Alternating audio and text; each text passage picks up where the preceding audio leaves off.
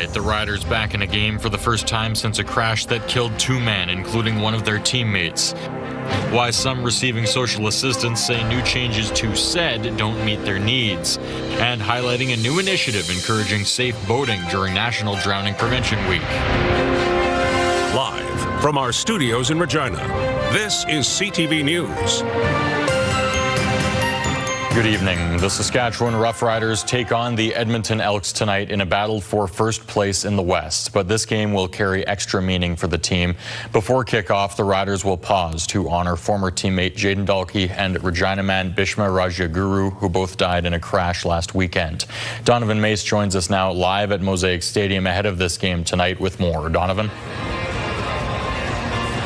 Yeah, Cole, as you mentioned, this game was to be touted as a battle of the top 2 teams in this West Division, but all of the action to be played on the field almost overshadowed by a dark cloud cast by that tragedy on Saturday in which the Riders linebacker Dalke and Rajyaguru died in a head-on collision southeast of Lumsden when Dalke's vehicle was traveling the wrong way on the highway and collided with Rajyaguru's vehicle. Both were declared dead on scene. So tonight, both men will be honored and their lives paid tribute before the game, as the Riders want to highlight the life of Rajyaguru as well and his meaning to friends, family, and to the Indian community here in Regina, and as well to Dalke, who spent 5 seasons with the club. And it's almost a little bit poetic too that Edmonton is in town tonight. Dalke, he's from Leduc, just outside of Edmonton, and there are former teammates and former Riders who are on this team, including Malik Carney and Cody Fajardo, who was the quarterback in Dalke's rookie year. This team, too, extra motivation. Here's what quarterback Trevor Harris had to say yesterday about the team's mindset and emotions leading in. It's been a lot. It's, been quite a whirlwind of a week, as I'm sure everyone would understand. And, first and foremost, just thoughts and prayers out to Dalke's and the other gentlemen whose life was taken. It's been a heavy week. But we also know we have a job to do, and we know what Jayden would like us to do. And as we've kind of alluded to all week, and there's been a great spirit about this team this week in terms of what we need to go out and do and accomplish. But we're playing a good football team. So on the field, the tributes will be made just before kickoff and before the national anthems as well. Even fans, as they now have been allowed into the building, some wearing Dalke's 38, players on the field during their pregame rituals, walking the field as well in their teammates' jerseys and donning that signature bandana, which of course Dalke made quite famous. Kickoff in a little bit less than an hour now. Cole. Thanks for this, Donovan. That's Donovan Mace reporting live in Mosaic Stadium for us tonight. Well, whether they're the kind people rent with an app or the ones you can buy, you've likely encountered e-scooters and e-bikes whizzing around Regina streets. But not everyone riding them is following the rules of the road, leading Regina police to issue some reminders today after 3 minors were ticketed for careless driving. Jacob Carr has the details. Regina police say busy streets just like the one behind me are seeing more and more kids going for joyrides on e-scooters, e-bikes, and e-motorcycles all across the city. The RPS traffic units say they have received an elevated number of calls regarding children driving e-scooters recklessly and on sidewalks, along with e-bikes on roadways where they are not permitted. Police also saying that the incidents are not limited to one area of Regina, but instead are widespread. We have had some kids actually not even stop for us. At times we've tried to pull them over. If they're located, that obviously can result in even a criminal charge for dangerous driving, evading police. They can get tickets, depending, if it's an e-motorcycle, they could get a $500 ticket for driving an unregistered vehicle. Seal says the police dealt with an incident on Wednesday night involving 3 minors driving e-motorcycles recklessly through the city. The youths evaded officers on the ground in 2 separate occasions before the police plane had to be used to track them down. The minors were each handed a ticket, which Seal says could have been criminal charges for driving unregistered vehicles and driving without consideration for others.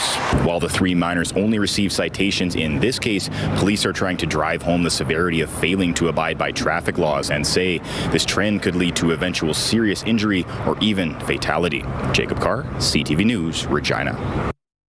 Concerns are being raised about changes to the Saskatchewan Assured Income for Disability program, also known as SED.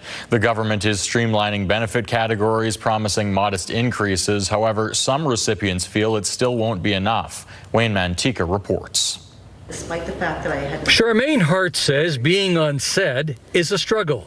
I feel I'm being treated unfairly, disrespected, put down, medically, emotionally, and financially abused.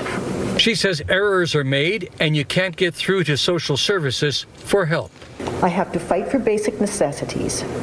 I can never reach my workers, and when I call, no one picks up, and you leave a message, but they never get back to you.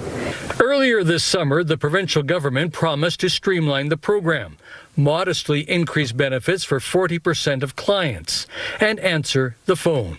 The complexity of the application process, the sheer number of benefits that were available, and some of the inconsistencies. The NDP questioned the plan.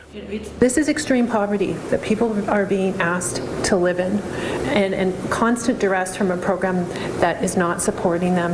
Advocacy groups say said benefits have fallen too far behind. The depth of poverty is a big problem, and that's very much directly connected to having very low SED rates and SIS rates, which fall thousands of dollars a year, not only below the poverty line, but even thousands of dollars below the deep poverty measure.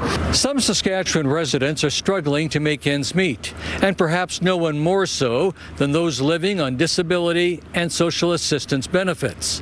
Modest increases in the rates will be of some assistance, although concerns remain that many will continue to live in poverty. Wayne Mantika, CTV News, Regina. A new batch of weaker tornadoes have been added to Saskatchewan's tally from a major outbreak on July 10th and 11th. Based on data from the Northern Tornadoes Project, 11 total tornadoes touched down on July 10th, ranging in strength from EF0 to EF1 plus a downburst. Another 7 touched down the following day in areas north of the Battlefords, also ranging in strength from EF0 to EF1. That's a weekend total of 18 tornadoes, barring any additional confirmations.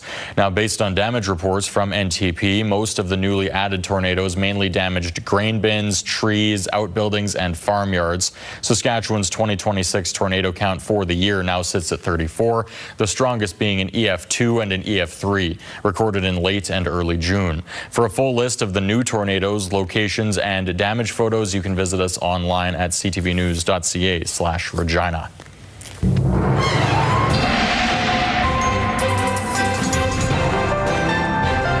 Sierra D'Souza Butts filling in the Weather Center for us tonight. Sierra, we know that the heat is once again on the way for much of Saskatchewan. That's correct, Cole. It is going to continue on, feeling like that summer weather. In terms of that, again, you mentioned those tornadoes. We are in that tornado season, so we are expected to see that heat continue, as well as those moist conditions possibly still coming about. But if we take a look at our almanac, today was hotter compared to last year by quite some bit. Last year being that plus 18, today being that highest plus 31, lowest being that 13, and last year being 10. Our record high, however, was in 1931, seeing that plus 37, and our lowest was that plus 2 in 1933. In terms of today, not much active weather aside from those heat advisories happening in that southern part of the province, southwest part as well, but I'll have more for you in our full forecast. All right, thanks, Sierra. Well, new national crime statistics show an improvement in Regina. The Crime Severity Index and the overall crime rate both decreased by 12% in the city last year. That puts the city at 13th out of the 41 metropolitan areas in Canada. 10 years ago, Regina was number 1, but since then there's been a drop in break-and-enters, motor vehicle thefts, and homicides. The clearance rate for files has also gone up 14%, so officers are solving more crimes. Chief Lurley Davies credits focused enforcement, prevention efforts, and strong community partnerships, along with the new police plane.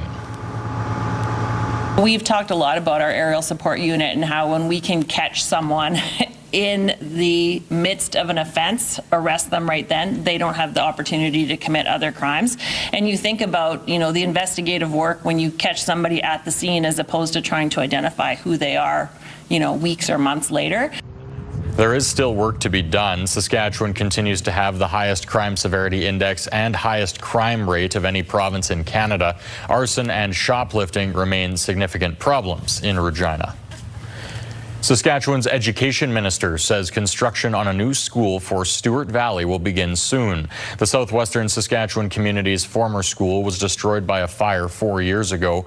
Education Minister Everett Hindley said in a social media post the province will contribute up to $6 million to ensure that the rebuild goes ahead after facing delays, with tenders going out later this summer and construction slated to begin in late summer or early fall. Students from the area have been attending school in Success, about a 30-minute drive away. SaskPower is moving ahead with plans for a new transmission line that would connect south-central Saskatchewan into the southwest. The proposed route is still being determined, but early plans are creating some concerns for residents. Damien Smith has that story. It's step one of many for SaskPower, proposing an 155-kilometer transmission line through south-central Saskatchewan. We're gathering feedback that also sort of educate us in terms of, the area where we're looking at to build this project. The project would span between Coteau Creek Power Station and Swift Current, with engineers in the early stages of deciding its route. We're looking into the future where we would have more solar and wind energy that will be generated around the south-central region of the province. Areas like Saskatchewan Landing Provincial Park and the Matador Community Pasture are potentially in the path, a sticking point for some local residents like Trevor Harriet, an advocate for Saskatchewan pasture land. It shows that we are continuing to lose, native grassland, especially in the Aspen Parkland region. Natural landscapes are particularly in demand and declining as they become converted to row crop agriculture. Harriet is hopeful the scheduled 4-year development process on the project can lead to a positive outcome that works for everyone.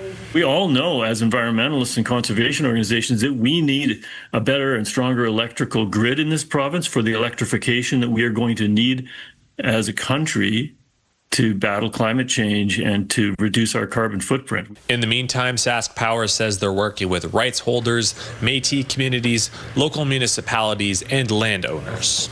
For us to reduce the impact to ag operations and try to, not get too close to houses, and of course environment, which is also very important to SaskPower, to make sure that we are preserving our environment.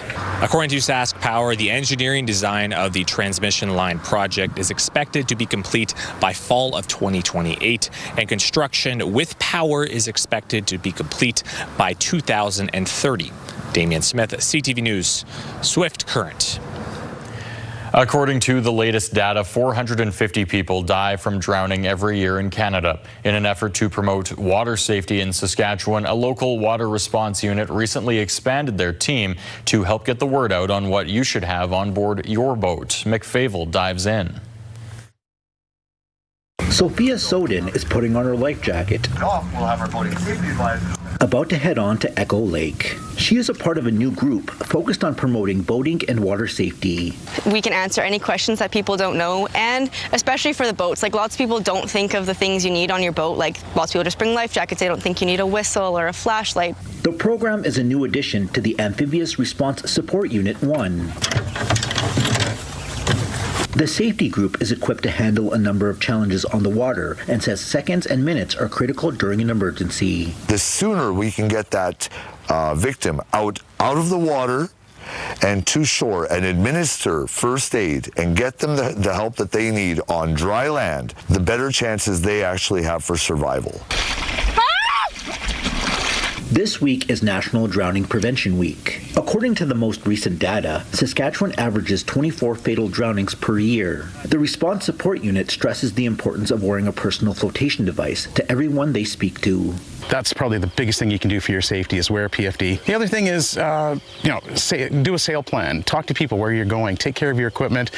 And, having a drink's great, but do that on shore. Don't drink and drive when you're on your water. The Boating Safety Advisory Program do not give out tickets, but instead try to help the public through education and the importance of various items, which by law are needed on board. We have a little checklist, make sure you have everything, and then so if you were to be stopped by a conservation officer, you have everything, you will not get a ticket, because I'm pretty sure the ticket's around $100 to $200 minimum. The boating safety program will be on the beach and the water as the weather permits. Mick Favel, CTV News, Echo Lake. Still ahead, tariff talk dominates a meeting between Mark Carney and Canada's premiers, and why the CEO of Trans Mountain says his company's new pipeline can and will be built.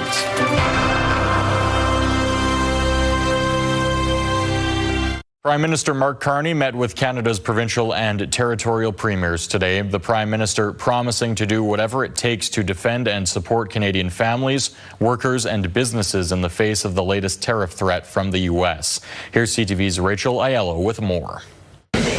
Under pressure to plot Canada's path through the latest escalation of the trade war with the United States, Prime Minister Mark Carney met with premiers today to strategize. Canadian governments around this table will do whatever it takes to defend and support our families, our workers, and our businesses. Morning. Provincial and territorial leaders went into the meeting wanting the Canadian government to articulate how they intend to get the Americans to the table. With a strong plan, Team Canada, led by the Prime Minister. And what happens if he doesn't have a strong plan today?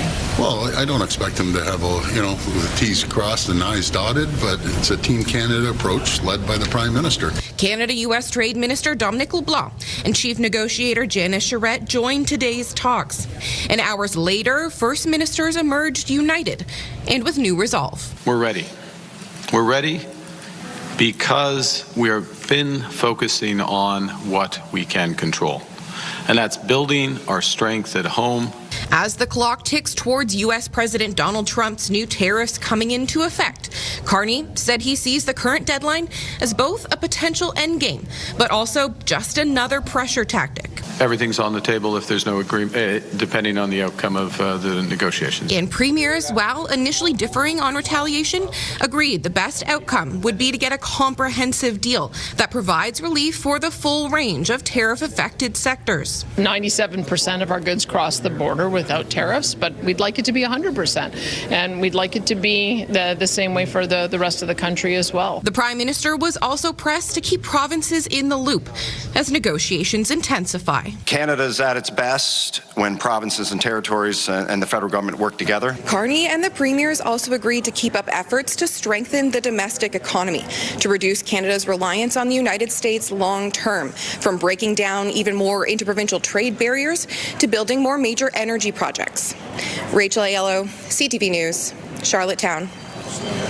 Sharp rises and falls in oil prices have put Canada's supply in sharper focus, including what's at stake for a new pipeline proposed to run from Alberta to the West Coast. CTV's Mike Lecouture spoke with the CEO of Trans Mountain. I certainly think it can be built. We already have built something like it. The CEO of Trans Mountain believes the newly proposed pipeline can and will be built. We were talking about the possibility of another pipeline. In an exclusive interview with CTV News, Mark Mackey suggested the cost would be similar to the first pipeline, which was $34 billion. But he says there is a very compelling case for a new pipeline from Alberta to BC's coast. This one is a little longer, a little bigger, more capacity than what Trans Mountain built before. But I think it's very necessary in the global context that we live in today. The federal and provincial governments are investing in the project with the help of the Crown Corporation that Mackey heads up. Pembina Pipeline Corp has also agreed to a potential 10% stake. Prime Minister Mark Carney has also referred the pipeline to the Federal Major Projects Office for approval. Carney has pointed to the federally owned Trans Mountain Pipeline as an example of a project that is working, and Mackey agrees. We paid $1.7 billion into the Treasury last year in dividends and interest. We'll beat that this year. You'll probably reinvest some capital in the years thereafter. This is going to be a very profitable investment for the country, the legacy Trans Mountain. I expect the new system to be the same. And the overall economic impact that that system will enable is ginormous to the country.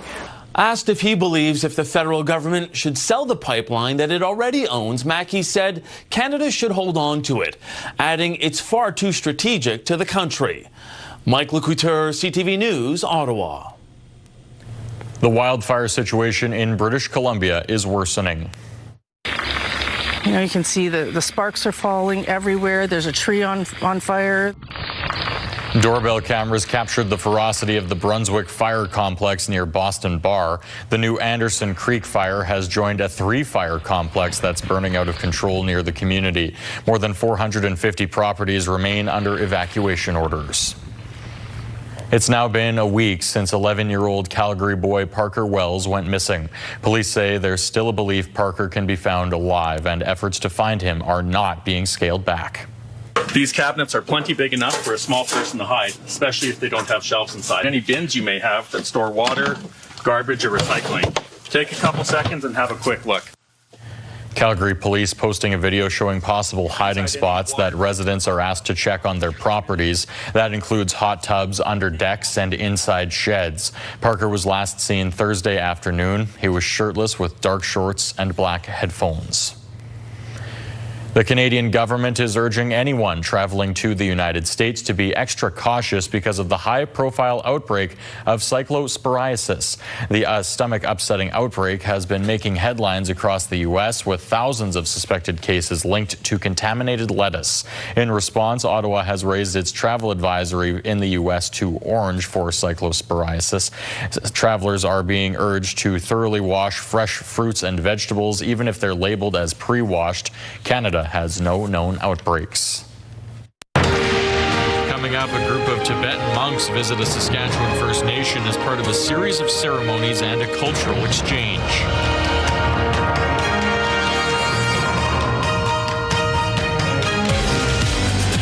Saskatchewan sawmill curtailing operations is raising concern. Friday on Your Morning Saskatchewan, we are learning more about the potential economic impact to the area around Big River Sawmill.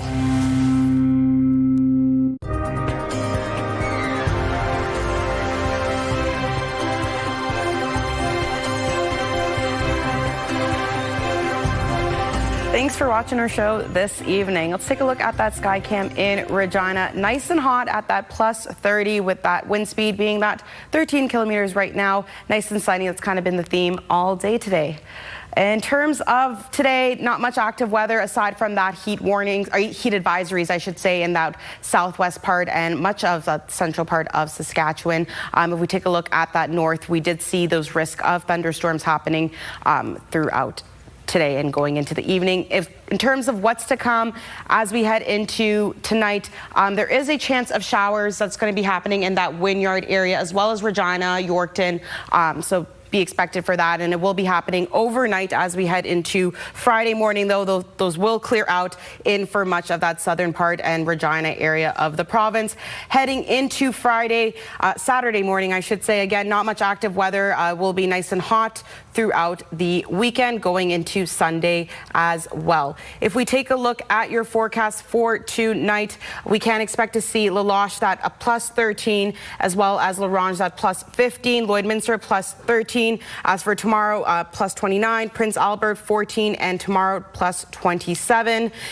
North Battleford will see tonight plus 14 and 29 tomorrow. Saskatoon 17, tomorrow 28. Yorkton plus 19 and tomorrow 28. Maple Creek will see plus 17 tonight, 34 tomorrow. Swift Current 16 tonight, 32 tomorrow. Moose Jaw 17 tonight and 31 tomorrow. Weyburn will see plus 18 tonight, tomorrow 32. Assiniboia 17 and tomorrow 32. Estevan will see that nice plus 22 night and tomorrow plus 31. Regina tonight can expect that still warm temperature at that 18, again with a chance of showers happening overnight, and tomorrow will be nice and sunny throughout the day, seeing that plus 30. Let's take a look at your 7 forecast in Regina. Again, those nice sunny conditions throughout the day. There is a low chance of a thunderstorm happening in the afternoon, so just keep an eye out for that. But tomorrow will be the low of 17. Saturday, heading into the weekend, that high plus 35, so nice and hot. Get outside if you can. Enjoy the weekend with the low of 21. Sunday, similar conditions with that plus 33 and then 18 for the lowest. Monday, plus 32. 18 being the lowest. Similar conditions on Tuesday, 32 and 19 being the lowest. And that's the main pattern throughout the rest of heading into next week. 34 being the highest on Wednesday, lowest 19. Thursday, plus 32 and 18 being the lowest next week. So we do have some sun continuing throughout the week and that little risk of rain expected to come. So that's what we'll be looking at as we head into this weekend.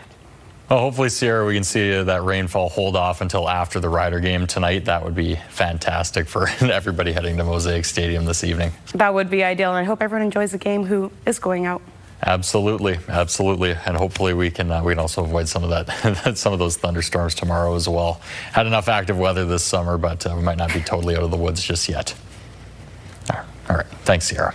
Well, Saskatchewan First Nation is hosting Tibetan monks from across the world for a week of healing ceremonies and cultural exchange. CTV's Stacey Hine brings us that story from Atakakoop Cree Nation. Chants echo through Atakakoop Cree Nation as Tibetan monks offer healing to a hurting community. And we invited them for healing because socially we have a lot of addiction problems. There seems to be a social breakdown, I'll say. Alex Ahenekyu met Gishi Yongdong 15 years ago. Since then, the Tibetan monk has built a close bond with the community. They adopted me and gave me a name, and then after that, I always want to support. Yongdong was recently inspired to organize the visit with his fellow monks. Many of them are visiting Canada and a First Nation community for the first time. Over the course of the week, they're offering blessings, prayers, and healing ceremonies. I did a lot of the healing sessions, and it was rejuvenating. Naomi Williams says, as a frontline worker, the visit has been meaningful. A lot of our people face trauma and hurt, and for them to come into our community and bless our community and help them heal, I think, it is needed for our people. The visit also gives the monks a chance to experience Cree culture firsthand, including an invitation to a powwow. They could see the people with all the regalia up and how the community and how we gather as a nation and all that. As they share their cultures, they're also finding common ground. There's so many similarities, just different language. They do a lot of fasting. They offer prayer cloth. They do a lot of ceremonies. And it's very, very similar to ours. Yongdong says he hopes the visit leaves a lasting impact. My hope is change whole energy, change their life, become a better way. For those here, the hope is the healing continues long after the monks head home. Stacey Hine, CTV News, Atakakoop Cree Nation.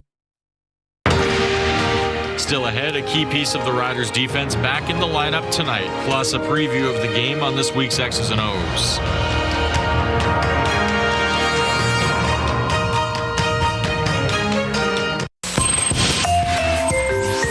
Here's what's happening in our community. Club 66 Social Dance is happening on July 24th at 7:30 p.m.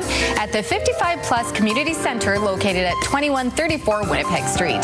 For all the details, call 306-529-6381. The Strawberry Rhubarb Jam sale will be happening on July 25th at 10 a.m. at Flooring Superstores located at 2425 Park Street. For details, you can call 306-737-2938. Submit your event to our community by visiting our website, ctvregina.ca, and click Community Calendar or scan the QR code on your screen. It's a test of the top two teams in the West tonight at Mosaic Stadium. Saskatchewan at 4-1, Edmonton 5-1. Winner will take over sole possession of first place in the division. The Riders are getting a much-needed boost in the secondary to boot. Looking deep, but he slips. Still goes deep. And that one is intercepted by Calgary. Roland Milligan Jr. making his return to the lineup tonight. The 2024 CFL Most Outstanding Defensive Player injured in the first half of Saskatchewan's season opener against BC, and he's been sidelined since, until tonight that is. Saskatchewan among the bottom of the league in takeaways, and getting Milligan back couldn't come at a better time with first place in the division on the line. There's so much different things that you can do with Roland on the roster.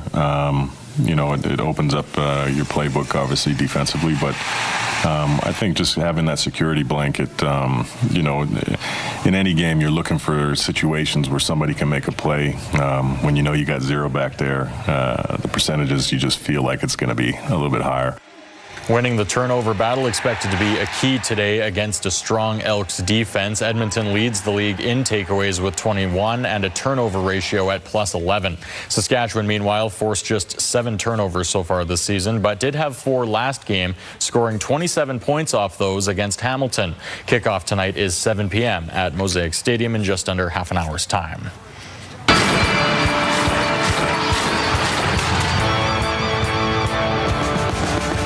Another edition of X's and O's with Wes Cates. The Saskatchewan Roughriders coming off a bye week now with a 4-1 record. Wes, but we'd be remiss if we didn't talk a little bit about Jayden and all the circumstances related to that. But now you have a team in the Riders who you have to play another game on Thursday. You have to play the rest of the season. How does this team do that? Yeah, condolences to the Dalke family. But as far as playing goes, this team is going to obviously be playing with some heavy hearts and probably with a lot of emotion. You know, they're going to be going out there trying to play for their fallen brother, right? And try to use, I guess, this the best way you can to kind of motivate you through this adversity. It's going to be really hard. It's really focused during practice. There's going to be some down times. Obviously, there's going to be some moments taken to discuss and fill out where everybody's at mentally and emotionally. But at the end of the day, I think they're going to rally around this and try to put forth a great performance. So I think that it's going to be tough. And I've actually lost a roommate and a teammate back in college, and it just really hits you, and it really it just mentally wears on you. But hopefully, these guys can find a way to use it as motivation and bring everybody closer together to come out with a victory and move on. Tough opponent, though, in these Edmonton Elks, who have now taken the lead in the West Division with that win over BC. What have you noticed about these Elks? Like, are they for real this year? I know, and I'm always giving Cody Fajardo a tough time, but he does find a way, and he has been finding a way these last couple of years to, you know, close out games. But really, it's been about the Elks defense, right? They've really been playing really tough. They've been turning teams over. They've been making it easy for this Elks offense, and then you got Justin Rankin in there, just really looking like he's making the game easy. I think he's been slowed down a couple of times. He's really struggled against BC, so I think if the Riders take some of that tape and try to implement what the Lions have been doing to this Elks offense, they should fare pretty well. But I think the onus is going to be on this Riders offense. With that Elk defense, the Riders are going to really have to figure out a way not to turn the ball over, you know, stick to the ground game, sprinkle in the pass. They've got the receivers to get it done, but they cannot turn the ball over. They've got to sustain drives and make sure that they're not going to make it easy for the Elk offense to take advantage of the Rider defense in short field situations.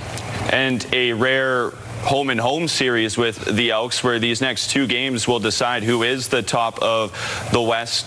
How much film do you give them to look at when you play a team back-to-back in game 1? Yeah, it's interesting. I remember my rookie year in Calgary, actually, the Labor Day back-to-back was Monday and Friday, if you can imagine. So it almost felt like one big game. But I think, obviously, there's more time in between Thursday and I believe Saturday. So I think a lot of times it's really just a little less prep because you're going against the next opponent for that week in between. But it's still tough, and you definitely don't want to lose both. You really want to find a way to win both. But just making some adjustments, it's almost like you get a week halftime to kind of get prepped and to make those adjustments to go out and be victorious in the second half of this home and home. So we'll see how it goes. But I feel like the Riders, if they play their cards right, they should be able to get both, if not one, at least one. So, Thursday night matchup between the Riders and the Elks at Mosaic Stadium. We'll be back next week to set up the second half of that doubleheader on another edition of X's and O's. X's and O's, brought to you by Campion College at the University of Regina. Coming up, mosquito counts trending down slightly in parts of Saskatchewan, but you may still be noticing more of them.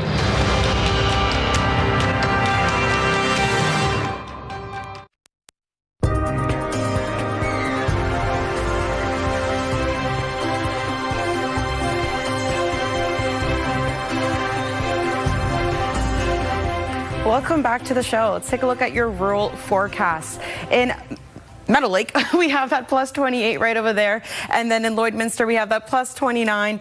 Spiritwood will have plus 27. Melfort plus 26. Hudson Bay plus 27, as well as Wynyard. Watrous plus 28. Kindersley plus 31. Outlook 30 plus, as well as Rosetown 31, Leader 33, Maple Creek 34, Assiniboia and East End Cypress 32, Rockland 33, Lumsden plus 30, Pilot Butte as well, Coronach 33, Kenora 27, Broadview plus 29, and Carlisle that plus 30. Let's take a look at Elbow, where you can get your internet speeds up to 1 gigs with SaskTel, that plus 30, nice and sunny throughout the day, with those wind speeds being that 15 to 25 kilometer range, so not as high, so you can enjoy those nice hot temperatures throughout the day.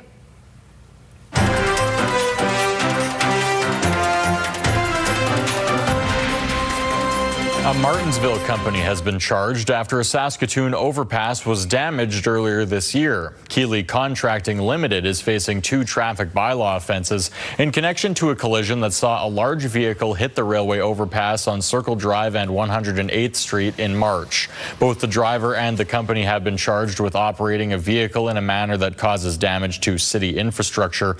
The overpass at 108th is one of a handful of overpasses that were hit in March. A Regina company and its driver were also charged under the traffic bylaw in connection with an overpass that was hit along Highway 11 on the south end of Saskatoon. The city has been trying to recoup some of the costs of fixing all of the damage. After 3 years of development, a new Louis Dreyfus Company facility is officially open in Yorkton. The Louis Dreyfus Company is a global agricultural processing company which has been operating in Yorkton for 17 years. The company's expanded industrial complex will provide 140 additional jobs. It'll bring the facility's canola crush capacity to 2 million tons, and LDC now boasts a pea protein processing facility. It's one of the largest of its kind in North America. We now deal with over 5,500 producers in our local draw in Saskatchewan and Manitoba, and has been really critical to our success. The location has also been very good from a demand standpoint in being able to ship to many points within North America, whether it be in the U.S., West Coast, or East Coast. Yorkton has been ideal from a logistical standpoint. Louis Dreyfus is already looking into future expansion of its Yorkton facility.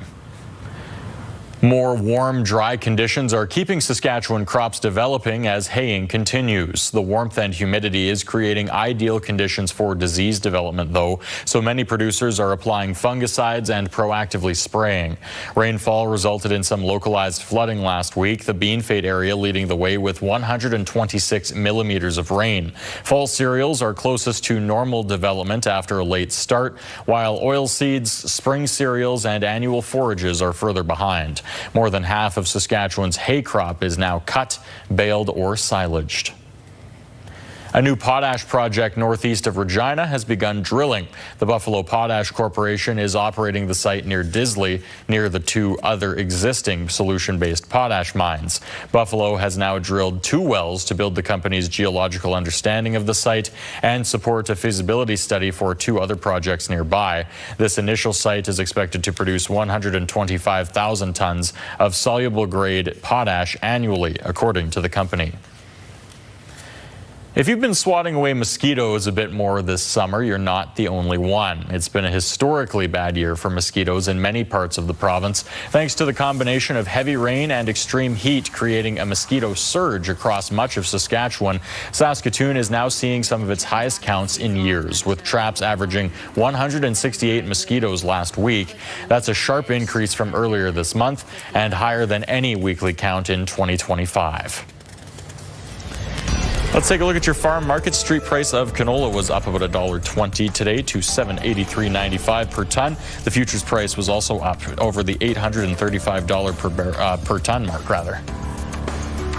Looking at amber durum wheat, that's steady at $285 per ton, $320 per ton for red spring wheat. Looking at feed barley, staying at that $251 mark. Same for flax, no change there at $630 per ton. Looking at the money markets, TSX losing some ground today to 35,192. The Dow Jones down about 500 points to 51,711. As for the Canadian dollar, that was up today to 72.92 cents US. And now commodities. Gold was down today to $4,049 per ounce. West Texas Intermediate crude up above the $92 per barrel mark, just close to the $72 barrel mark for Western Canadian Select.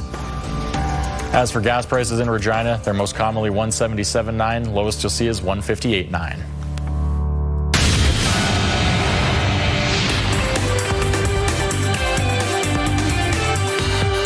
Houthi militants say they have attacked 2 Saudi tankers in the Red Sea. The Red Sea shipping route was Saudi Arabia's detour, with the Strait of Hormuz paralyzed. The Houthis are backed by Iran and operate out of Yemen. The changing conflict sent the price of West Texas Intermediate crude above $93 US today, and Brent crude over $102 US a barrel. Higher prices at the pumps pushed retail sales up 1% in May. They hit close to $74 billion. Statistics Canada says sales grew in 9 subsectors, with the biggest gains in gas, followed by sporting goods, which also includes miscellaneous purchases, and then clothing and accessories. Teck Resources reported blowout earnings. The Canadian copper mine cashed in on higher copper prices and boosted production. Revenue came in at just over $3 billion for its latest quarter. That's up 78% year over year. Those are your business headlines. I'm Marilla Fernandez.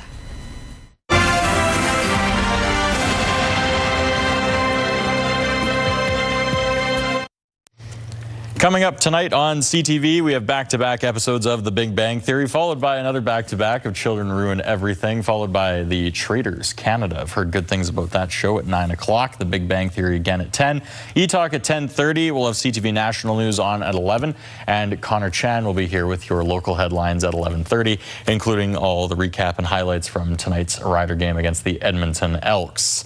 A number of country music stars will be performing when the Canadian Country Music Awards roll into Saskatoon later this year, ahead of the CCMAs.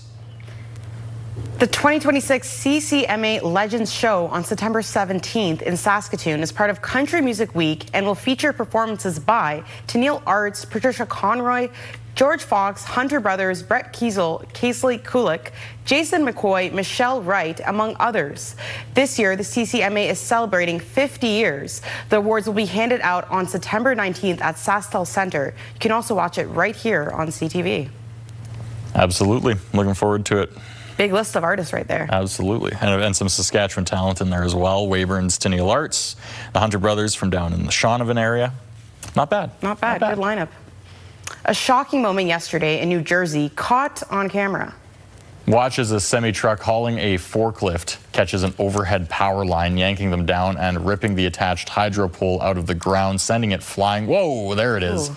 Somehow the incident didn't spark any injuries or damage to vehicles.